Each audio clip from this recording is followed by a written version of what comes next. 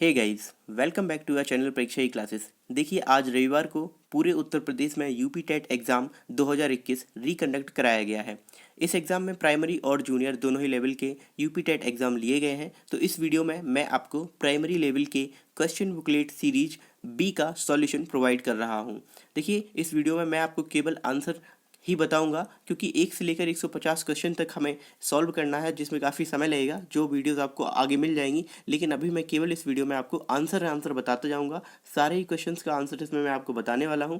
साथ ही ये जो आपका वीडियो है, ये सॉल्यूशन है, ये आपका 99% एरर फ्री रहेगा और बिल्कुल करेक्ट रहेगा। चलिए देखते हैं। सबसे पहले इसमें जो CDP पार्ट आता है उसको सॉल्व कर लेते हैं। ये जो क्वेश्चन बुकलेट सीरीज है, ये आप देख सकते हैं यहाँ पर, ये बी है। चलिए फर्स्ट क्वेश्चन इसका देख लेते हैं। CDP से युत्सा क्या होती है? तो देखिए, इसका जो सही उत्तर है, युत्सा एक मूल प्रवृत्ति है। ऑप्शन नंबर 3 इसका करेक्ट हो जाएगा। क्वेश्चन नंबर 2 है, बालकों के सामाजिक विकास को प्रभावित करने वाले तत्व हैं। यानी कौन कौन से तत्व बालक के सामाजिक विकास को प्रभावित करते हैं? इस प्रश्न का जो सही उत्तर है, ऑप्शन नंबर 2 बिल्कुल करेक्ट होगा, सामाजिक परिवेशजन्य तत्व। अगला क्वेश्चन है, शारीरिक विकास का एक प्रमुख नियम निम्नलिखित में से कौन सा है? तो इसमें जो सही आंसर होगा वह होगा द्रुतगामी विकास का नियम। ठीक है, ये शारीरिक विकास का एक प्रमुख नियम है। ठीक है, द्रुतगामी विकास का नियम। अगला क्वेश्चन है क्वेश्चन नंबर 4, निम्नलिखित में से कौन सा विकास का सिद्धांत नहीं होता है? इसका जो करेक्ट आंसर होगा आपका अनुकूलित प्रत्यावर्तन सिद्धांत। ऑप्शन नंबर 3 बिल्कुल करेक्ट होगा। क्वेश्चन नंबर 5, विकास के परिणाम स्वरूप नवीन विशेषताएं और नवीन योग्यताएं प्रकट होती हैं, यह कथन किसने दिया था? ये जो कथन है, ये किसका कथन है, ये आपको बताना है। तो इसका जो सही आंसर है, ऑप्शन नंबर 2 बिल्कुल करेक्ट है, ये कथन हरलॉक का है। ठीक है, अगला क्वेश्चन है क्वेश्चन नंबर 6, कोहलर ने अपने प्रयोग से क्या सिद्ध या कोहलर अपने प्रयोग से यह सिद्ध करना चाहते थे कि अधिगम अब ये ऑप्शन आपको चूज करना है, कौन सा सही होगा। तो इस प्रश्न का जो सही उत्तर है, ऑप्शन नंबर आपका 3 समग्र परिस्थिति का प्रत्यक्षीकरण, और ऑप्शन नंबर 4 ये दोनों ही सही हो सकते हैं। मेरे अकॉर्डिंग सबसे ज़्यादा सही इसमें ऑप्शन नंबर 3 है, समग्र परिस्थिति का प्रत्यक्षीकरण, यानी परसेप्शन ऑफ द सिचुएशन। ठीक है, ये आपका बिल्कुल सही माना जाएगा। मेरे अकॉर्डिंग भी 3rd आंसर बिल्कुल सही है। क्वेश्चन नंबर 7 है, किसने पाठ योजना की पंचपद प्रणाली प्रतिपादित की थी? तो ये जो पंचपदी प्रणाली, जो पाठ योजना बनाने के लिए प्रणाली विकसित करी थी, ये करी थी हार्वर्ड ने। ठीक है, ऑप्शन नंबर 2 करेक्ट होगा, हार्वर्ड की पंचपदी के नाम से इसे जाना जाता है। क्वेश्चन नंबर 8 देखेंगे, निम्नलिखित में से ग्रंथियों के आधार पर व्यक्तित्व के विभिन्न प्रकारों की चर्चा किसने करी थी? तो देखो, ग्रंथि के आधार पर व्यक्तित्व को बांटा था क्रैशमर ने। ये जो क्रैशमर है, ऑप्शन नंबर 3 करेक्ट हो जाएगा। अगला क्वेश्चन है 9, सृजनात्मक मौलिक परिणामों को अभिव्यक्त करने की एक मानसिक प्रक्रिया है, ये कथन किसका है? यानी किसने ये कथन दिया था? तो इस प्रश्न का जो सही उत्तर है, ऑप्शन नंबर 4 बिल्कुल करेक्ट होगा। देखेंगे question number 4, crow and crow, 9th का 4 बिल्कुल करेक्ट हो जाएगा। क्वेश्चन नंबर 10 की बात करते हैं। VF स्किनर के अनुसार बच्चों में भाषा का विकास होता है। इसका जो सही आंसर होगा, VF स्किनर के अनुसार जो बच्चों में भाषा का डेवलपमेंट होता है, ये होता है अनुकरण एवं प्रबलन के फलस्वरूप। बच्चे सुनकर सीखते हैं, इसलिए इसका पहला ऑप्शन बिल्कुल सही होगा। क्वेश्चन नंबर 11 है, मूल प्रवृत्तियों को 14 प्रकार से किसने वर्गीकृत किया है? तो देखिए, यहाँ पर जो मैकडूगल हैं, इन्होंने मूल प्रवृत्तियों को 14 प्रकार से बांटा है, ये बिल्कुल सही आंसर है। 11वां और जो पहला क्वेश्चन है, आप देख सकते हैं, ये मैकडूगल से ही रिलेटेड है। मैकडूगल के जो 14 मूल संवेग और मूल प्रवृत्तियां हैं, उनके रिलेटेड ये क्वेश्चन आया है। तो 2 नंबर तो आपको यहीं से मिल जाते हैं, मैकडूगल से ही। अगला क्वेश्चन देखते हैं, क्वेश्चन नंबर 12, किसी दूसरी वस्तु की अपेक्षा एक वस्तु पर चेतना का केंद्रीकरण अवधान है, ये जो कथन है, ये किसने दिया था? तो इस प्रश्न का जो सही उत्तर है, ये कथन है डम्बिल का। ऑप्शन नंबर 3 यहाँ पर बिल्कुल करेक्ट हो जाएगा, क्वेश्चन नंबर 12 का। अगला क्वेश्चन है, निम्नलिखित में से किसका नाम सुजनन शास्त्र के पिता से जुड़ा हुआ है? तो देखिए, सुजनन शास्त्र के पिता हैं, ये कहा जाता है कार्ल्टन को। ऑप्शन नंबर बी बिल्कुल करेक्ट हो जाएगा। क्वेश्चन नंबर 14 है, 12 से 16 वर्ष के बालकों हेतु हिंदी में डॉक्टर S जलोटा ने कौन सा परीक्षण प्रतिपादित किया है? तो क्वेश्चन नंबर 14 इसका करेक्ट आंसर है साधारण मानसिक योग्यता परीक्षण, ये दूसरा ऑप्शन करेक्ट हो जाएगा इसका। ठीक है, अगला क्वेश्चन है, बुद्धि के द्विकारक सिद्धांत का प्रतिपादन किसने किया था? तो जो बुद्धि का द्विकारक सिद्धांत था, ये देने वाले थे स्पीयरमैन। ठीक है, इन्होंने बुद्धि का द्विकारक सिद्धांत प्रतिपादित किया था। क्वेश्चन नंबर 16, पूर्व अनुभव के आधार पर संवेदना को अर्थ प्रदान करना क्या कहलाता है? यानी जो हमारे पूर्व अनुभव है पास्ट के, उनके आधार पर संवेदना को अर्थ प्रदान करना क्या कहलाता है? तो इसका जो सही आंसर है ऑप्शन नंबर 2 करेक्ट होगा। इसे बोलते हैं परसेप्शन यानी प्रत्यक्षीकरण। ऑप्शन नंबर 2 करेक्ट होगा। क्वेश्चन नंबर 17 देखेंगे। सीखने में प्रयास व भूल के सिद्धांत का प्रतिपादन किसने किया था? यानी इसे त्रुटि अधिगम भी कहते हैं, इसको प्रयास व भूल का सिद्धांत भी इसी को कहते हैं। ये प्रतिपादित किया था थॉर्नडाइक ने। 17 का फर्स्ट ऑप्शन करेक्ट हो जाएगा। क्वेश्चन नंबर 18 देखेंगे। औसत बुद्धि वाले बालकों का बुद्धि लब्धि स्तर होगा, यानी जो एवरेज बुद्धि लब्धि वाले बालक होते हैं उनका बुद्धि लब्धि स्तर क्या होता है, ये आपको बताना था। 18 का जो करेक्ट होगा 90 से लेकर 109। यहाँ पर एवरेज बुद्धि लब्धि वाले बालक होते हैं 90 से लेकर 109 के बीच में।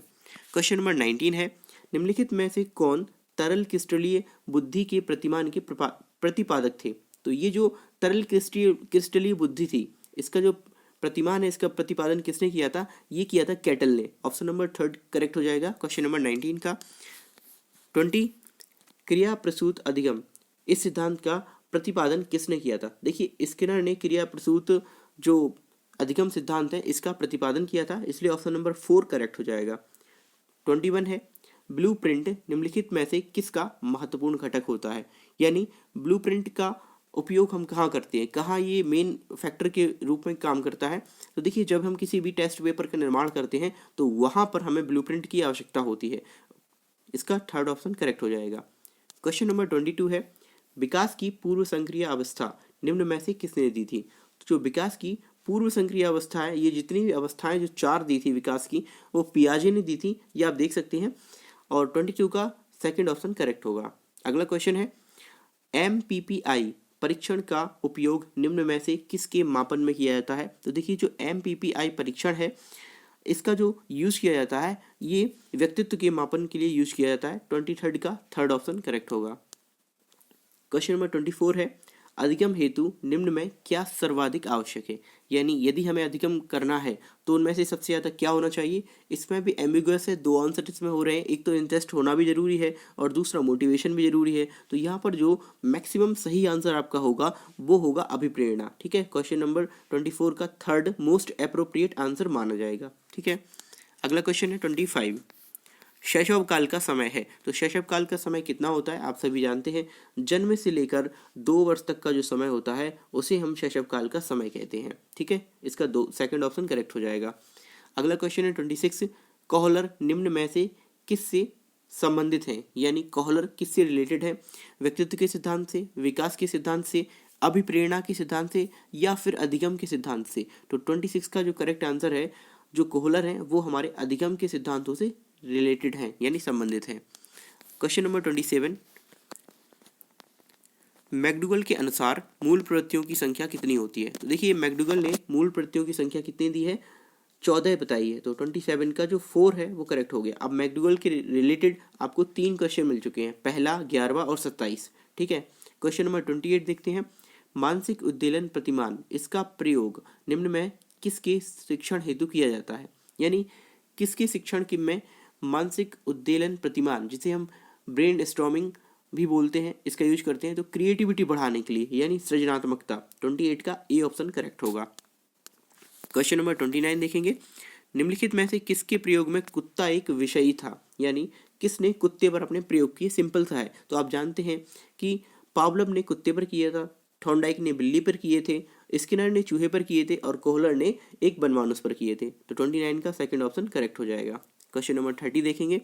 मौलिकता, नमनीयता तथा प्रवाह निम्न में किसके घटक हैं? यानी ये जो तीनों हैं ये किसके घटक हैं? व्यक्तित्व के, सृजनात्मकता के, बुद्धि के या फिर अभिप्रेरणा के? तो इस प्रश्न का जो सही उत्तर ऑप्शन नंबर 2 होगा, क्रिएटिविटी यानी कि सृजनात्मकता के। सो यहाँ पर हमारा CDP जो फर्स्ट सब्जेक्ट है वो कंप्लीट हुआ। अब देखते हैं जो अगला सब्जेक्ट है। अगला सब्जेक्ट है हमारा हिंदी। तो फर्स्ट क्वेश्चन है 31। अंगा का उच्चारण स्थान क्या होता है? तो इस प्रश्न का जो सही उत्तर होगा 31 का ऑप्शन नंबर 3, नासिक्य। आप जानते हैं जो पंचमाक्षर होता है ये उसी में आता है, नासिक्य। अगला, 4 गज मलमल में कौन सा विशेषण होगा?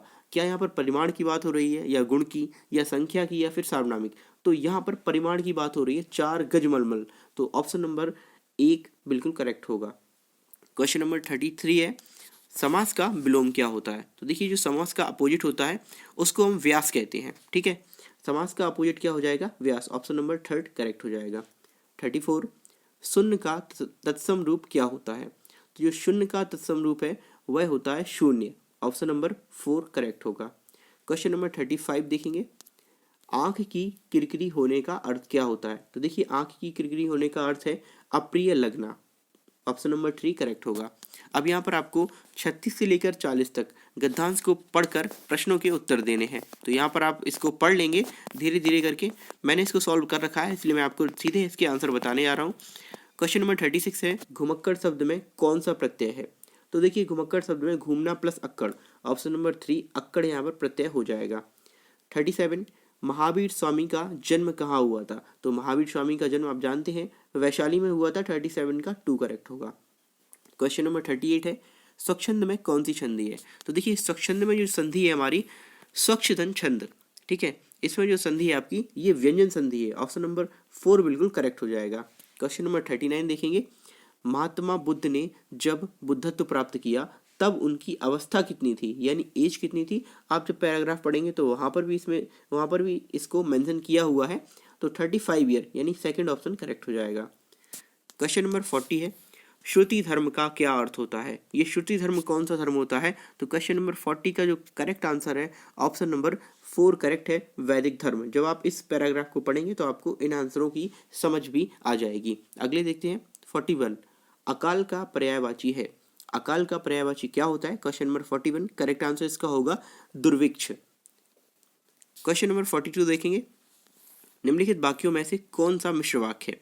अब हमें यहाँ पर मिश्र वाक्य बताना है कि कौन सा वाक्य है जो कि एक मिश्र वाक्य है। तो आप देखते हैं यहाँ पर क्वेश्चन ऑप्शन नंबर 1 में ही है, अध्यापक देखते हैं कि छात्र पढ़ते हैं। देखिए ये तो संयुक्त वाक्य हो गया और से जुड़ा हुआ है, ये साधारण वाक्य है, ये भी साधारण प्रश्नवाचक वाक्य है। लेकिन यहाँ पर हमें मिश्र वाक्य बताना है जो एक दूसरे पर निर्भर है। तो यहाँ पर की शब्द दिख रहा है आपको, ये आपका एक मिश्र वाक्य है। 42 का ए ऑप्शन करेक्ट हो जाएगा, यानी पहला ऑप्शन। क्वेश्चन नंबर 43 देखेंगे, जिसकी पूर्व से कोई आशा ना हो के लिए एक शब्द क्या होगा? तो देखिए जिसकी पूर्व से कोई आशा ना हो उसके लिए एक शब्द जो हमारा होगा ऑप्शन नंबर 2 करेक्ट होगा, अप्रत्याशित। कोई भी घटना जो एकदम से घट जाए जिसकी कोई आशा ना हो तो उसे अप्रत्याशित ही बोलते हैं। क्वेश्चन नंबर 44 है, मुझसे उठा नहीं गया, इसमें कौन से वाच्य है? देखिए आप वाच्य जानते हैं 3 प्रकार के होते हैं, भाव, कर्त और कर्म। तो यहाँ पर ये भाव है, मुझसे उठा नहीं गया, तो ऑप्शन नंबर ए करेक्ट होगा, भाववाच्य। क्वेश्चन नंबर 44 देखेंगे, निष्कपट शब्द का संधि विच्छेद क्या होगा? तो जो निष्कपट एक शब्द है इसका सही संधि विच्छेद होगा ऑप्शन नंबर 3 निहदन कपट, यानी एक विसर्ग संधि का उदाहरण है निहदन कपट। थर्ड ऑप्शन करेक्ट होगा। क्वेश्चन नंबर 46, इस देश में हिंदी भाषा का प्रयोग लिखने एवं बोलने में किया जाता है, ये कौन सा देश है? ये आपको बताना है। क्या पाकिस्तान है, ऑस्ट्रेलिया है, दक्षिण अमेरिका है या मॉरिशस? तो देखिए मॉरिशस में हिंदी का यूज किया जाता है, ऑप्शन नंबर 4 करेक्ट होगा। क्वेश्चन नंबर 47 देखेंगे, सूरसागर किस भाषा की रचना है? तो ये किस भाषा में लिखी गई है? सूरसागर सूरदास जी ने लिखी है। 47 इसका जो करेक्ट आंसर है ऑप्शन नंबर 1 ब्रज भाषा में। 48, वीरों का कैसा हो वसंत, ये कविता किसने लिखी है? तो देखिए सुभद्रा कुमारी चौहान, ये वीर रस की कविताएं काफ़ी ज़्यादा लिखती थी और इन्होंने ही इस कविता को भी लिखा है, वीरों का कैसा हो वसंत। सेकंड ऑप्शन करेक्ट होगा। क्वेश्चन नंबर 49 देखेंगे, क्षेत्रीय में कौन सा विशेषण है? तो देखिए क्षेत्रीय में विशेषण कौन सा होगा हमारा? क्या यहाँ पर परिमाण की बात हो रही है या संख्या की या गुण की? तो ऑप्शन नंबर 3 यहाँ पर करेक्ट होगा, गुणवाचक सर्वनाम होगा। क्वेश्चन नंबर 50 है, चौराहा शब्द में समास है, तो आप बताएंगे चौराहा शब्द में कौन सा समास होता है? यहाँ पर देखेंगे तो जो फर्स्ट ऑप्शन है द्विगु, यही है आपका द्विगु में द्विगु समास है यहाँ पर, क्योंकि यहाँ पर 4 राहों का योग किया गया है। तो चौ आगे वाला शब्द है वो आपका एक शब्द है, अंक है और दूसरा जो है वो शब्द है, तो यहाँ पर द्विगु समास होगा। क्वेश्चन नंबर 51 देखेंगे, निम्नलिखित में से मौखिक अभिव्यक्ति का रूप है क्या है जिसे हम मौखिक अभिव्यक्ति के रूप में बोलते हैं या प्रकट करते हैं? तो देखिए आप देखेंगे यहाँ पर शुद्धलेख तो लिखने को बोलते हैं, शुद्ध वर्तनी भी लिखने से संबंधित है, सुलेख का अर्थ ही सुंदर लिखना होता है, तो ऑप्शन नंबर 4 करेक्ट होगा, आशु भाषण। यहाँ देखिए अगला question, question number 52,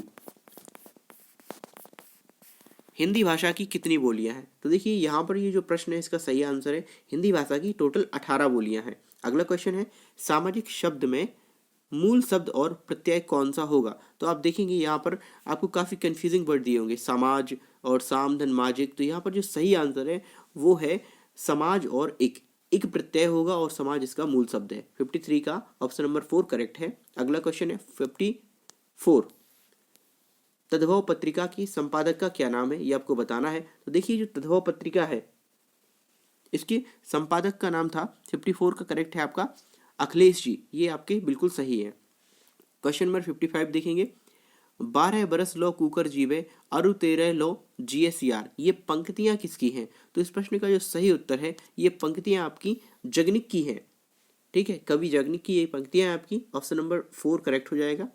question number 56 है निम्नलिखित में से किस शब्द की वर्तनी सही है? यानी कौन सा ऐसा शब्द है जो सही तरीके से लिखा गया है? 56 का करेक्ट आंसर होगा ऑप्शन नंबर 2 अनुग्रहित।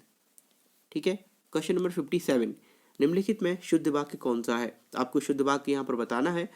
पैतृक पैतृक पैतृक, तो ऑप्शन नंबर आपका 2 देख रहे होंगे, ये बिल्कुल सही होगा। यहाँ पे ये वाला रा चढ़ेगा, पैतृक वाला। 58 शाह ध्वनि का उच्चारण स्थान क्या है? तो शाह ध्वनि का हमें उच्चारण स्थान बताना था, इसका सही आंसर है तालु। 58 का ए ऑप्शन करेक्ट होगा। क्वेश्चन नंबर 59 देखेंगे अत्यंत शब्द में प्रयुक्त उपसर्ग है। तो देखिए अत्यंत शब्द में जो हमारा उपसर्ग है वो आ रहा है अति धन अंत, यानी अति उपसर्ग। ऑप्शन नंबर 4 बिल्कुल करेक्ट है यहाँ पर। क्वेश्चन नंबर 60 और हिंदी का जो अंतिम क्वेश्चन है, ये लास्ट क्वेश्चन है हिंदी का। उपत्यका का अर्थ क्या होता है? तो उपत्यका क्या होता है ये आप बताएंगे। देखिए पर्वत के पास की जो भूमि होती है उसी को हम उपत्यका कहते हैं। ऑप्शन नंबर 4 यहाँ पर करेक्ट हो जाएगा। देखिए हिंदी का यहाँ पर क्वेश्चन सारे खत्म हो चुके हैं। अब आते हैं अगली सेशन पर जो हमारा है इंग्लिश। देखिए इंग्लिश में आपको 61 से लेकर 90 तक आंसर करने हैं। सबसे पहले देखेंगे 61 the meaning of the idiom to put out is. अब देखिए जो इडियम दिया गया है टू पुट आउट, इसका आंसर क्या है? तो इसका जो करेक्ट आंसर है ऑप्शन नंबर ए होगा टू एक्सटिंग्विश। ठीक है। Question number 62 the sentence this is the house in which I was born is, ये कौन सा सेंटेंस है आपको बताना है। Complex, simple, complex, compound. इसका जो सही आंसर है ऑप्शन नंबर ए, यानी ये एक कॉम्प्लेक्स सेंटेंस है। क्वेश्चन नंबर 63 यहाँ पर आपको फिल इन द ब्लैंक्स है। The objection was met out the lawyer. तो देखिए मेट आउट के साथ जो सही यहाँ पर रहेगा प्रीपोजिशन वो रहेगा ऑप्शन नंबर ए, यानी कि बाय। अगला देखेंगे क्वेश्चन नंबर 64। यहाँ पर भी आपको फिल इन द ब्लैंक्स भरना है। क्या आएगा? Dash of playing the children went home, किसके बाद, कैसे, यानी कि थकने के बाद। तो यहाँ पर कैसा थकना आएगा? बीइंग टायर्ड या फिर हैविंग टायर्ड, कौन सा ऑप्शन यहाँ पर करेक्ट होगा? 64 का थर्ड ऑप्शन बिल्कुल करेक्ट होगा, बीइंग टायर्ड। क्वेश्चन नंबर 65 है join the following sentence to make a simple sentence. आपको ज्वाइन करना है इस सेंटेंस को सिंपल सेंटेंस बनाने के लिए। The coffee is not too strong it won't keep awake. ठीक है, तो यहाँ पर थर्ड ऑप्शन बिल्कुल आपका करेक्ट होगा 65 का, जिसमें आपको है the coffee isn't too strong to keep us awake. ठीक है। Question number 66 what kind of adjectives are used in the following sentence, यानी किस काइंड का एडजेक्टिव का कौन सा काइंड यहाँ पर प्रयोग किया गया है। A live ass is better than a dead lion। तो यहाँ पर देखिए ऑप्शन नंबर 4 करेक्ट है, क्वालिटेटिव यानी क्वालिटी, गुणवाचक। क्वेश्चन नंबर 67 देखेंगे which of the following has miss spelled, यानी कौन सी जो यहाँ पर ये जो वर्ड है जो गलत है बताना है आपको। तो देखिए गवर्नेंस, ये जो शब्द है ये गलत लिखा हुआ है। ऑप्शन नंबर ए करेक्ट होगा यहाँ पर, according to question misspelled है ये। क्वेश्चन नंबर 68 देखेंगे pick out the correct synonym of the word attend to it. ठीक है, इसका हमें करेक्ट वर्ड बताना है, इसका करेक्ट सिनोनिम वर्ड। ठीक है, 68 का जो करेक्ट होगा option number 4 make thin. Question number 69 देखेंगे pick the sentence with the correct conjunction, यानी ऐसा सेंटेंस आपको चूज करना है जिसमें करेक्ट कंजंक्शन है। देखिए यहाँ पर देखेंगे हमेशा नो सूनर के साथ क्या आता है, देन आता है, THAN वाला क्या है यहाँ पर। तो यहाँ पर सेकंड ऑप्शन में आपको ये मिल जाएगा नो सूनर और देन, ऑप्शन नंबर 2 करेक्ट हो जाएगा।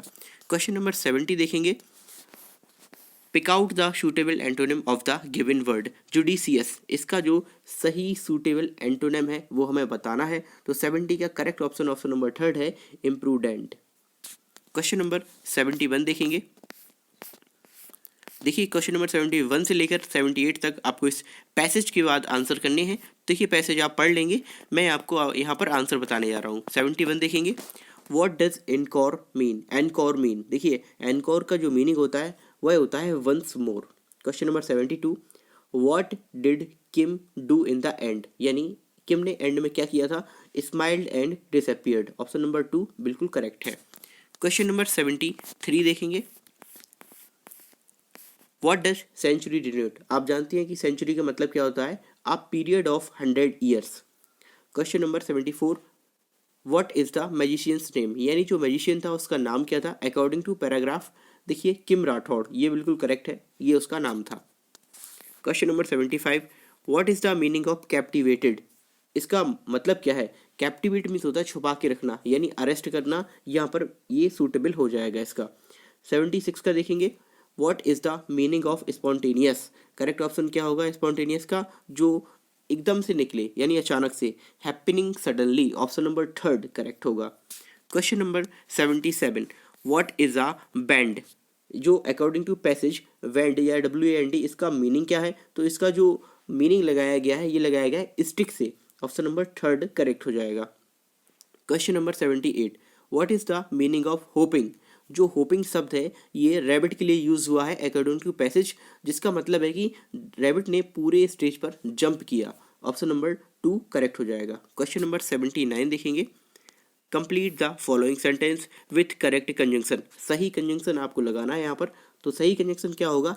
As he had not paid his bill, चूंकि उसने अपना बिल पे नहीं किया था, his electricity was cut off, इसलिए उसकी जो इलेक्ट्रिसिटी है उसको कट कर दिया गया। तो ठीक है, ऑप्शन नंबर 4 करेक्ट हो गया। क्वेश्चन नंबर 80 देखेंगे। Choose the correct figure of speech in the following sentence. देखेंगे that lays his icy hand on kings. अब यहाँ पर दैट को लिए बोला गया है। देखिए दैट ने अपना जो आईसी हैंड है वो किंग पर रखा। तो भाई देखिए जो मृत्यु है उसको मनुष्य मान लिया गया, एक तरह से प्राणी मान लिया गया, तो इसका पर्सोनिफिकेशन हो गया है। ऑप्शन नंबर 2 करेक्ट हो जाएगा। क्वेश्चन नंबर 81 देखेंगे। Choose the proper sequence to complete the following. अब यहाँ पर आपको PQRS दिए गए हैं, इसे आपको सॉल्व करके लगाना था। इसका जो करेक्ट आंसर है 81 का ऑप्शन नंबर 2 बिल्कुल सही है, PRQS। ठीक है, मुझे इसका ऑप्शन नंबर थर्ड भी लग रहा है, लेकिन अभी के लिए इसको आप सेकंड ही मान के चलिए। क्वेश्चन नंबर 82 देखेंगे। Give the meaning of the following proverb. ये जो प्रोवर्ब है इसका अर्थ क्या है आपको बताना है। A word in a hand is worth 2 in a bush. ठीक है, आपके पास जो पहले से है बेहतर है कि उसे मतलब कि 2 पकड़ने से अच्छा है कि वो जो आपके हाथ में है वो बेस्ट है। तो इसका जो सही आंसर जो होगा ऑप्शन नंबर आपका 1 करेक्ट हो जाएगा। It is better to be satisfied with what you have than to try to get what is not yours. Option number 1 correct हो जाएगा। क्वेश्चन नंबर 83 देखेंगे। Choose the correct option to complete the sentence. ठीक है, यहाँ पर आपको complete करना है सेंटेंस। तो करेक्ट ऑप्शन क्या होगा यहाँ पर? आई डिडंट सी हिम, ये आएगा, या फिर वी मेट अ ईयर। तो 83 में जो करेक्ट है वो आपको बताना है। इसका जो करेक्ट होएगा I have not seen him since we met a year ago. Option number 2 83 का बिल्कुल सही हो जाएगा। क्वेश्चन नंबर 84 देखेंगे। Fill in the blank with suitable pronoun. My son and my daughter are very fond of. अब देखिए जो मेरा बेटा और मेरी बेटी है वो एक दूसरे के शौकीन होंगे ना, फॉन्ड ऑफ यानी एक दूसरे के साथ रहना पसंद करते हैं। तो ऑप्शन नंबर 2 यहाँ पर करेक्ट हो जाएगा, ईच अदर, 84 का। क्वेश्चन नंबर 85 देखेंगे। Which of the following is an example of metaphor. यहाँ पर मेटाफर का एग्जाम्पल क्या होगा ये बताना है आपको। आप सारे ही सेंटेंस पढ़ लेंगे। तो यहाँ पर जो तीसरा ऑप्शन है he is a big donkey, यानी उसको मेटाफर कर दिया। ठीक है, he is a big donkey, उसे डंकी बोल दिया गया। अब ही किसके लिए आता है? मनुष्य के लिए आता है। ठीक है, व्यक्ति के लिए आता है, मेल के लिए, लेकिन मनुष्य मेल के लिए आता है ये। ठीक, और उसको डंकी बता दिया। तो ये क्या कर दिया ना, जैसे कमल नयन हो गया हिंदी में, यहाँ पर ही मेटाफर हो गया। 86 देखेंगे। Choose the correct option. Study of population is known as, यानी जो पॉपुलेशन की स्टडी है उसको हम क्या कहते हैं, तो उसे कहते हैं डेमोग्राफी। ये 86 का 1 ऑप्शन करेक्ट हो जाएगा। क्वेश्चन नंबर 87 देखेंगे, transform the following into a direct sentence. ये आपको इनडायरेक्ट स्पीच दी हुई है, डायरेक्ट स्पीच में आपको कन्वर्ट करना है। सबसे पहले आप देख लें कि मैं कहाँ पर है, भाई सेकंड और थर्ड में है। अगर डायरेक्ट में चेंज करना है तो पहले हमें वहाँ पर टोल्ड मिलेगी नहीं, सेट टू मिलेगी, तो ऑप्शन नंबर जो आपका थर्ड है बिल्कुल 87 का थर्ड ऑप्शन करेक्ट हो जाएगा। क्वेश्चन नंबर 88 देखेंगे, the idiom to ring once on well, इसका मतलब क्या होता है, तो देखिए टू वी ये इसका जो सही आंसर होगा ओके ये आएगा ऑप्शन नंबर 2 88 का। ठीक है, एक मिनट, इसका जो सही आंसर 88 का जो सही आंसर है वो है option number 4 to indulge in self praise, यानी खुद की प्रशंसा करना। ठीक है, खुद के मुख से, जिसे हिंदी में बोलते हैं अपने मुंह मियाँ मिट्ठू बनना। क्वेश्चन नंबर 89 देखेंगे, who are the earliest known inhabitants of Antarctica. भाई देख लीजिए जीके का क्वेश्चन है, यहाँ पर डाल दिया है, या साइंस का भी बोल सकते हैं आप इसको, करंट साइंस का। तो यहाँ पर डायनासोर करेक्ट ऑप्शन हो जाएगा। अंटार्कटिका में कौन रहते थे पहले, ये पूछ रहे हैं, डायनासोर्स। क्वेश्चन नंबर 90 देखेंगे, which of the following words is an adverb. कौन सा इनमें से जो वर्ड है वो एक एडवर्ब के फॉर्म में यूज किया जाता है। 90 का करेक्ट आंसर है ऑप्शन नंबर थर्ड है अपेस। ठीक है, नाउ हमारा इंग्लिश सेक्शन यहाँ पर खत्म होता है। अब हमारा जो सेक्शन आने वाला है मैथमेटिक्स, इसके मैं आपको सीधे सीधे सॉल्यूशन ही बताऊंगा, सॉल्व करके यहाँ पर नहीं बताऊंगा, आपको ऑप्शंस बताएंगे हम, जिससे आपको सीधे सीधे आपके आंसर मैच करने में आसानी हो। 91 क्वेश्चन है, इसमें आपको बताना था कि छोटे वाले का एरिया इसका पूछा गया था DEF का, और बड़े वाले के सापेक्ष यानी त्रिभुज ABC के। तो इसका जो करेक्ट आंसर है वो है ऑप्शन नंबर 4, ट्राइंगल DEF का area equal to 1/4 of triangle ABC area. ठीक है, 92 देखेंगे, यदि किसी दिए गए आंकड़े का समांतर माध्य A, ज्यामितीय माध्य G तथा हरात्मक माध्य H हो तब क्या होगा। इसमें आपको करेक्ट ऑप्शन जो बताना है, ऑप्शन नंबर इसका 1 है वो बिल्कुल करेक्ट ऑप्शन है। ठीक है, अगला क्वेश्चन है, यदि दो संख्याओं का अंतर और गुणनफल क्रमशः 5 तथा 36 हो तो उनके व्युत्क्रमों का क्या अंतर होगा, ये बताना होगा। तो इसका जो करेक्ट है ऑप्शन वो है option number 3 5/36। Now question number 34 देखेंगे, 20वीं सदी के स्वशिक्षित भारतीय गणितीय प्रतिभावान कौन थे। देखिए 20वीं सदी के उसके बाद स्वशिक्षित और भारतीय गणितीय प्रतिभावान व्यक्ति कौन थे, श्रीनिवास रामानुजन। इन्होंने ग्रेजुएशन में अपनी पढ़ाई छोड़ दी थी। ठीक है, इसके बाद इन्होंने खुद से अब मैथ का जो इंटरेस्ट था इनका, उसके बेस पर अपने ज्ञान को बढ़ाया था। क्वेश्चन नंबर 95 देखेंगे, किसी कमरे की चारों दीवारों का क्षेत्रफल 660 मीटर स्क्वायर है तथा लंबाई उसकी चौड़ाई की दुगनी है। यदि कमरे की ऊंचाई 11 मीटर है तो उसकी छत का क्षेत्रफल क्या होगा। इसे आप जब सॉल्व करेंगे तो आपका जो सही आंसर होगा वो होगा 200 metre square, option number third. Question number 96 है, यदि 10⁻³ इक्वल टू 125 तो 10⁻⁻2x की वैल्यू क्या होगी। इसको आप सॉल्व करने पे जो 10⁻⁻2x की वैल्यू पाएंगे वो आपकी आएगी 1/25, option number 4। Now question number 97 देखेंगे, 16,075 को किसी संख्या से भाग देने पर भागफल इतना है, शेषफल 43 है, तो भाजक क्या होगा। आपको यहाँ पर संख्या इक्वल टू भाजक और भागफल और शेषफल में जो रिलेशन है वो लगा लेना है। इसके बाद सॉल्व आप करेंगे तो इसका सही आंसर होगा ऑप्शन नंबर 196। क्वेश्चन नंबर 98, 50 से छोटे धन पूर्णांकों में अभाज्यों की संख्या कितनी है। तो आप 2 से 2, 3, 5, 7 इस तरह से 50 के नीचे तक लाएंगे तो आपके ऐसी पूर्णांकों में अभाज्यों की संख्या 15 मिलेगी, ऑप्शन नंबर 2 करेक्ट है। क्वेश्चन नंबर 99 देखेंगे, दो संख्याओं में से बड़ी संख्या का दुगुना छोटी संख्या के 5 गुने से 3 ज़्यादा है तथा बड़ी संख्या के 4 गुने तथा छोटी संख्या के 3 गुने का योग 71 है, तो ये संख्याएं क्या होंगी। इस प्रश्न को आप जब आप सॉल्व करेंगे तो आपका जो सही आंसर है वो होगा ऑप्शन नंबर 1 14 और 5। ना क्वेश्चन नंबर 99 हो चुका है, 100 देखेंगे, एक वर्ग का क्षेत्रफल जिसकी एक भुजा 8 सेंटीमीटर उस आयत के क्षेत्रफल के बराबर है जिसकी लंबाई 16 सेंटीमीटर है, तो आयत की चौड़ाई याद करें। भाई वर्ग का एरिया इक्वल टू आयत का एरिया कर देंगे तो अब आयत की चौड़ाई इसमें आपको 4 सेंटीमीटर मिल जाएगी, option number 3। Question number 101, ABC इन तीनों का आनुपातिक वैल्यू दिया गया है। यहाँ पर सीधे वैल्यू रखेंगे ABC का और नीचे भी C का वैल्यू, और आंसर हमारा कितना आ जाएगा 2। क्वेश्चन नंबर 102 है, यदि 5 जनवरी 1991 को शनिवार था तो 3 मार्च 1992 को कौन सा दिन होगा? लीप ईयर है 1992। इसे आप अच्छे से सॉल्व करेंगे समझकर, तो इसका जो सही आंसर ऑप्शन नंबर 4 हो जाएगा, मंगलवार। क्वेश्चन नंबर 103 देखेंगे। यहाँ पर आपको एक परिमेय संख्याएं दी गई हैं और उनको हल करना है। हल करने के बाद आपका जो सही आंसर होगा वो होगा option number 3, 11/64। Now question number 104 देखते हैं। एक त्रिभुज की रचना के लिए संभव भुजाएं कितनी है? देखिए, किसी भी त्रिभुज की रचना की एक शर्त होती है, किन्हीं भी दो भुजाओं का योग हमेशा तीसरी भुजा से अधिक होना चाहिए, ये इसका रूल है। तो इसके अकॉर्डिंग जो त्रिभुज की रचना करने के लिए संभव भुजाएं हैं वो ऑप्शन नंबर 4 में है, 6.3 सेंटीमीटर, 5.9 सेंटीमीटर और 4.6 सेंटीमीटर। नाउ क्वेश्चन नंबर 105 देखेंगे। √3 और ³ और 5 की पावर 1/4, इसको आरोही क्रम में आपको इनको लगाना है। इसका जो सही आंसर आपका होगा ऑप्शन नंबर 1 करेक्ट हो जाएगा, आरोही क्रम में, ठीक, छोटे से बड़े में। अगला क्वेश्चन है क्वेश्चन नंबर 106। यदि किसी वस्तु का क्रय मूल्य उसके विक्रय मूल्य का 3/2 है तो लाभ या हानि प्रतिशत क्या होगा? तो देखिए, इस प्रश्न को जब आप सॉल्व करेंगे तो करेक्ट आंसर होगा ऑप्शन नंबर 2, 33/1/3% का लॉस पाएंगे आप। Question number 107। 12, 10, 12 इस संख्या को 12 से डिवाइड करेंगे तो हमें रिमाइंडर क्या मिलेगा? ऑप्शन नंबर 4 करेक्ट होगा, 4 ही रिमाइंडर मिलेगा। 108, 378 और 236 गुणा 459 गुणा 312, इसका जो गुणनफल है उसमें हमें यूनिट डिजिट बताना है, यानी इकाई का अंक। तो करेक्ट इसका जो आएगा वो आएगा ऑप्शन नंबर 4, 4। क्वेश्चन नंबर 109 देखेंगे।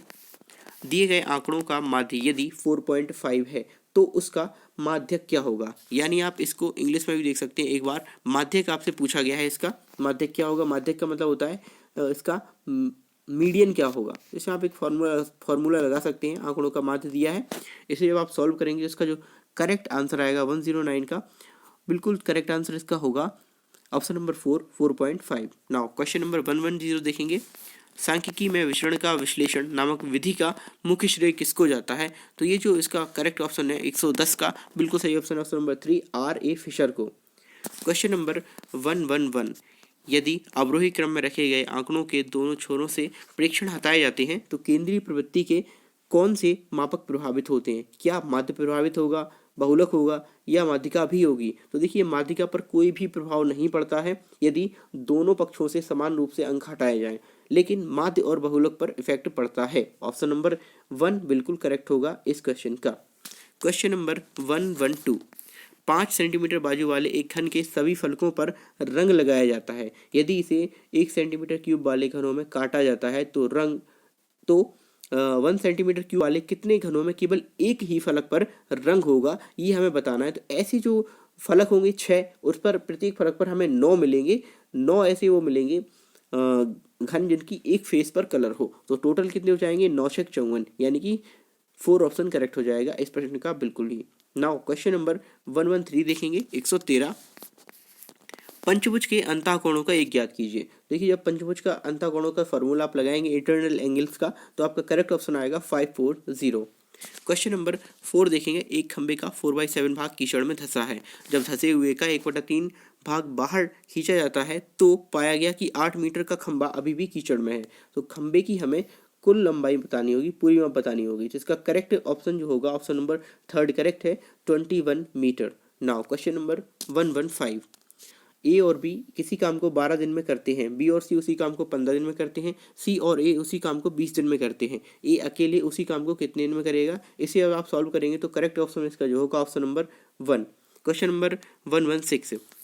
14/33, 42/55 और 21/22 इनका जो मासापा है वो हमें बताना है। It's a very easy question. मासापा बताने के लिए सबसे पहले आपको ऊपर की संख्याओं का मासा निकालना होगा, अंशों का और हरों का लासा। इससे आपका सही आंसर जो आएगा ऑप्शन नंबर 3 करेक्ट हो जाएगा, 3/7/330। थर्ड हो जाएगा ऑप्शन नंबर 7/330। ठीक है। क्वेश्चन नंबर 117 देखेंगे। 7 + 2 √10 इसका वर्गमूल क्या होगा? स्क्वायर रूट आपको बताना है। करेक्ट ऑप्शन होगा ऑप्शन नंबर 1, √2 + √5। क्वेश्चन नंबर 108 देखेंगे। एक वर्ग और एक समबाहु त्रिभुज की एक भुजा ओवैनिस्ट है।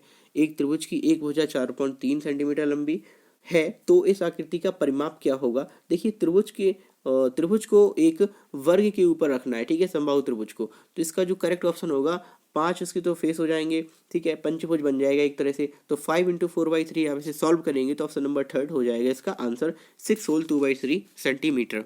क्वेश्चन नंबर 119, निम्नलिखित में से कौन सी संख्या 99 से विभाज्य होती है, ये आपको बताना है। देखिए 99 से विभाज्य होती है तो वो 9 से विभाज्य होगी, 11 से भी होगी और 3 से भी होगी। सो इस प्रश्न का सही उत्तर ऑप्शन नंबर क्या होगा, 3 करेक्ट हो जाएगा। 114345। नाउ क्वेश्चन नंबर 120 क्या है, पाई क्या है, पाई कैसी संख्या है, एक अभाज्य, अपरिमेय, परिमेय या पूर्णांक। तो 120 का करेक्ट ऑप्शन है पाई एक अभाज्य संख्या है, ठीक है। नाउ यहाँ पर हमने मैथ के क्वेश्चंस कंप्लीट कर लिए। अब हमारा पार्ट आता है अंतिम पार्ट ईबीएस, जो कि 121 से लेकर 150 तक है। क्वेश्चन नंबर 121 देखेंगे, ध्रुव तारा कहा जाता है, किस तारे को ध्रुव तारा कहते हैं, पूर्वी तारे को, दक्षिण तारे को, उत्तरी तारे को या पश्चिम तारे को। तो देखिए इसका सही आंसर ऑप्शन नंबर 3 उत्तरी तारे को। क्वेश्चन नंबर 122, भारत में प्रोजेक्ट टाइगर इसका प्रारंभ कब हुआ था, ये आपको बताना है। इसका सही आंसर है ऑप्शन नंबर 2 यानी कि 1973 में। क्वेश्चन नंबर 123 देखेंगे, कान्हा राष्ट्रीय उद्यान भारत के किस राज्य में स्थित है। तो कान्हा राष्ट्रीय उद्यान भारत के आपके मध्य प्रदेश में स्थित है। कान्हा किसलिए बन, ठीक है। अगला क्वेश्चन है, लखनऊ समझौता 1916 किन दो के मध्य हुआ था, यह बताना है आपको। तो इस प्रश्न का सही उत्तर है ऑप्शन नंबर 2 यानी कि हिंदू व मुस्लिमों के मध्य, यहाँ से ही जिन्ना का उदय होता है। क्वेश्चन नंबर 125 देखेंगे, जंगली गधों का अभ्यारण्य कहाँ स्थित है। तो जहाँ पर केवल जंगली गधे पाए जाते हैं, इसका जो सही आंसर है 125 का ऑप्शन नंबर 2 करेक्ट होगा, गुजरात में। क्वेश्चन नंबर 126, कार्बन डेटिंग संदर्भित करता है, क्या चीज़ संदर्भित करता है कार्बन डेटिंग। तो देखिए प्राचीन स्थलों में मौजूद हड्डियों या सामग्रियों की आयु के मापन में इस कार्बन डेटिंग पद्धति का यूज किया जाता है। 126 का करेक्ट ऑप्शन है ऑप्शन नंबर 2। 127, संविधान सभा ने कब राष्ट्रीय गान को अपनाया था। तो देखिए आप सभी जानते हैं संविधान सभा ने 24 जनवरी 1950 को राष्ट्रीय गान को अपनाया था। इसके साथ साथ राष्ट्रपति को भी अपनाया था, ठीक है। अगला क्वेश्चन है क्वेश्चन नंबर 128, बायोमैग्निफिकेशन क्या होता है। देखिए जीव के आकार में वृद्धि। 128 का जो करेक्ट ऑप्शन है ऑप्शन नंबर 3 होगा, समय के साथ ऊतक में विषैले पदार्थ की बढ़ती सांद्रता, ठीक है। क्वेश्चन नंबर 129, निम्नलिखित में से कौन जैव मंडल का अजैविक घटक नहीं होता है। तो 129 का करेक्ट ऑप्शन है ऑप्शन नंबर 1 इसे बोलते हैं हम कवक। क्वेश्चन नंबर 130 है, green peas, okay, green peas international का मुख्यालय कहाँ पर है। तो ये एम्स्टर्डम में है, ऑप्शन नंबर ए करेक्ट होगा 130 का, ठीक है। अगला क्वेश्चन है 131, निम्नलिखित में से कहाँ आर्सेनिक द्वारा जल प्रदूषण सर्वाधिक है, सबसे ज़्यादा आर्सेनिक वाला वाटर कहाँ पर आता है। तो 131 का करेक्ट ऑप्शन है ऑप्शन नंबर 4 ओके, पश्चिम बंगाल में। भारत में पश्चिमी घाट के दक्कन शुष्क हैं, इसका कारण क्या है। तो इसका जो कारण है वो है rain shadow effect, option number 1 correct हो जाएगा। क्वेश्चन नंबर 133 देखेंगे, वन्य जीव सुरक्षा अधिनियम कब पारित किया गया था। वन्य जीव सुरक्षा अधिनियम, तो 133 का जो करेक्ट ऑप्शन है ऑप्शन नंबर 1 करेक्ट हो जाएगा 1972। क्वेश्चन नंबर 134, वायुमंडल की ऊपरी सीमा पर प्रति इकाई क्षेत्र में प्राप्त होने वाली सौर विकिरण ऊर्जा क्या कहलाती है, ये आपको बताना है। तो इस प्रश्न का जो सही उत्तर है 134 का वो है option number 3 is the correct answer, सूर्य तप, ठीक है। क्वेश्चन नंबर 135 देखेंगे, निम्नलिखित के किस देश के संविधान से मौलिक कर्तव्यों को लिया गया है। तो देखेंगे कि संविधान में जो मौलिक कर्तव्य लिए गए हैं वो कहाँ से लिए गए हैं। तो यूएसएसआर से, ऑप्शन नंबर 4 करेक्ट हो जाएगा, ठीक। अगला क्वेश्चन है, सर्वाधिक जैव विविधता पाई जाती है, तो कहाँ पर पाई जाती है। तो ये पाई जाती है सांत घाटी में है, जो कि कहाँ पर है, केरल में है, ऑप्शन नंबर 1 करेक्ट हो जाएगा 136 का। 137, एलपीजी के संदर्भ में क्या अशक्त है। नीले ज्वाला से जलने वाला, करेक्ट है। उच्च ऊष्मीयमान वाला और एक स्वच्छ ईंधन या मीथेन उत्सर्जन करने वाला। तो इस प्रश्न का सही उत्तर है वो ऑप्शन नंबर 3 होगा कि एक स्वच्छ ईंधन। तो देखिए एलपीजी अभी पूर्णतः स्वच्छ नहीं है, ठीक है, इसलिए यहाँ पर अशक्त ही पूछा है, इसलिए हम बताएंगे ऑप्शन नंबर 3। क्वेश्चन नंबर 138 देखेंगे, पारिस्थितिक तंत्र के घटक हैं, कौन कौन से होते हैं पारिस्थितिक तंत्र के घटक। तो देखिए यहाँ पर जो सही आंसर है ऑप्शन नंबर 2 करेक्ट है, जैविक तथा अजैविक पदार्थ दोनों ही। नाउ क्वेश्चन नंबर 39 देखेंगे। मकर रेखा है, तो देखिए मकर रेखा कहाँ पर है, आप जानते हैं जो कर्क रेखा होती है वो 0 डिग्री अक्षांश से 23.5 डिग्री ऊपर की ओर होती है, मकर रेखा 23.5 डिग्री नीचे की ओर होती है, माइनस की तरफ, तो दक्षिण की ओर होगी, साउथ 23.5 डिग्री, करेक्ट है ए ऑप्शन। 141 इकोसिस्टम शब्द का प्रयोग सर्वप्रथम किसने किया था, तो देखिए सबसे पहले इकोसिस्टम शब्द का प्रयोग किया था A.G. टॉन्सले ने, डॉक्टर A.G. टॉन्सले ने, ठीक है, करेक्ट हो जाएगा। नेक्स्ट क्वेश्चन, घास भूमि क्षेत्र के परितंत्र के खाद्य श्रृंखला में सबसे उच्च स्तर का उपभोक्ता कौन होता है, ये बताना है। 141 का जो करेक्ट आंसर है ऑप्शन नंबर यहाँ पर 2 है, मांसाहारी, ठीक है, मांसाहारी होता है। क्वेश्चन नंबर 142 देखेंगे, वायुमंडल का प्रमुख स्तर जो पृथ्वी के सबसे पास होता है उसे कहते हैं हम लोग क्षोभ मंडल। 142 का 2 ऑप्शन करेक्ट हो जाएगा। 143 देखेंगे, भारतीय संसद द्वारा जैव विविधता अधिनियम पारित कब किया गया था, इसका जो करेक्ट ऑप्शन होगा 143 का वो रहेगा ऑप्शन नंबर 4, 11 दिसंबर 2002। नाउ क्वेश्चन नंबर 144 है, निम्नलिखित में से कौन सी कृषि करने की प्रक्रिया पर्यावरण संरक्षण में सहायक होती है, तो देखिए जब आप जैविक खेती करते हैं तो ये पर्यावरण को प्रोटेक्ट करने में हेल्पफुल होती है, ऑप्शन नंबर 4 करेक्ट हो जाएगा। क्वेश्चन नंबर 145 देखेंगे, एसिटिक रेन यानी अम्लीय वर्षा किससे संबंधित है, तो इसका करेक्ट ऑप्शन नंबर 3 है, हाइड्रोक्लोरिक एसिड से। क्वेश्चन नंबर 146, WWF से क्या आशय है, यानी क्या मतलब है, इसका फुल फॉर्म क्या है, तो ऑप्शन नंबर 1 करेक्ट हो जाएगा, वर्ल्ड वाइल्ड लाइफ फंड, ठीक है। क्वेश्चन नंबर 147 देखेंगे, फूलों की घाटी कहाँ पर अवस्थित है, तो देखिए जो फूलों की घाटी है वो अभी के लिए उत्तराखंड में स्थित है, ऑप्शन नंबर डी करेक्ट हो जाएगा। क्वेश्चन नंबर 148 देखेंगे, भारत में निम्नलिखित में से कौन सी एजेंसी मुख्य रूप से प्रदूषण के मापन से संबंधित है, तो ऑप्शन नंबर 2 करेक्ट है, केंद्रीय प्रदूषण नियंत्रण बोर्ड। क्वेश्चन नंबर 149, कोटोपैक्सी एक जागृत ज्वालामुखी है जो अवस्थित है, कहाँ पर है ये, कोटोपैक्सी ये बताना है आपको। 149 का करेक्ट है ऑप्शन नंबर 1, एंडीज पर्वतमाला में है। क्वेश्चन नंबर 150 देखेंगे, तिब्बत की सांगपो नदी भारत नदी में किस नाम से जाने जाती है, ये बताना है आपको। तो तिब्बत में सांगपो रिवर है, उसको भारत में ब्रह्मपुत्रा के नाम से जानते हैं, ऑप्शन नंबर 1 इसका करेक्ट होगा। देखिए यहाँ पर हमने 1 से लेकर 150 टोटल 150 क्वेश्चन को सॉल्व किया है। देखिए ये जो प्राइमरी का पेपर था काफ़ी इजी तो नहीं कह सकते, पर हाँ इजी पेपर जरूर था, इजी टू मॉडरेट था, हार्ड इसको बिल्कुल भी नहीं कह सकते हैं, पेपर ठीक था। आपने अच्छा पेपर दिया होगा, आप अपने आंसर इससे मिला सकते हैं, और ये जो मैंने आपको आंसर की दी है ये 99% एरर फ्री है। So thanks for watching this video को लाइक शेयर और चैनल को सब्सक्राइब करना बिल्कुल भी ना भूलें। Thanks again.